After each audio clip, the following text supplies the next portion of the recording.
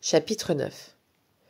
Une certaine nuit, cependant, la petite marchandise s'agita plus que de coutume, réveillant pauvre bûcheron dans son premier sommeil.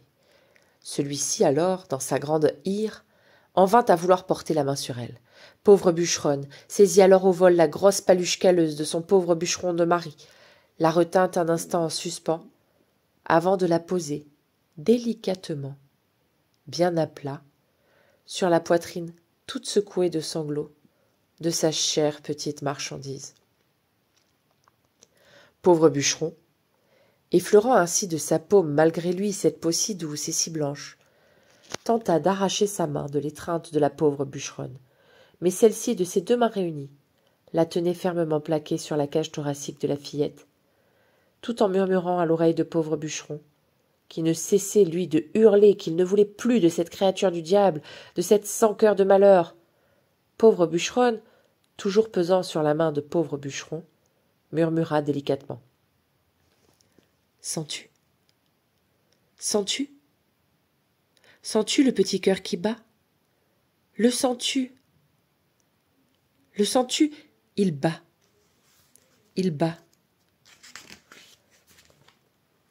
« Non, non !» clamait le bonnet du bûcheron s'agitant, en tous sens. « Non, non !» hurlait sa barbe broussailleuse. « Non, non !» La bûcheronne, toujours chuchotante, poursuivait. « Les sans-cœurs ont un cœur. Les sans-cœurs ont un cœur, comme toi et moi. »« Non, non !»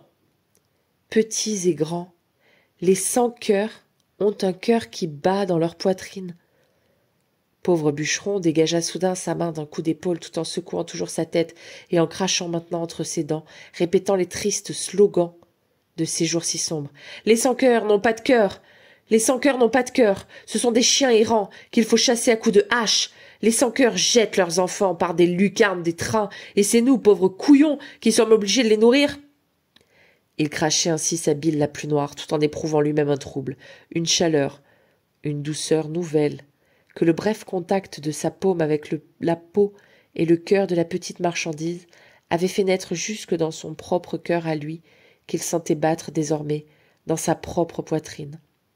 Oui, son cœur battait comme en écho avec le petit cœur de la petite marchandise qui se calma enfin dans les bras de la bûcheronne et qui tendait maintenant ses petits bras en direction de pauvre bûcheron.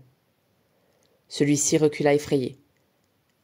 Quand la pauvre bûcheronne tendit à son tour l'enfant vers lui, il recula encore comme frappé en pleine poitrine, tout en répétant machinalement qu'il ne voulait plus voir ni nourrir cette chose, et tout en refoulant, au plus profond de l'obscurité de sa carcasse, l'envie de répondre à ses bras tendus, offerts, en se saisissant de l'enfant pour la presser contre son visage, contre sa barbe.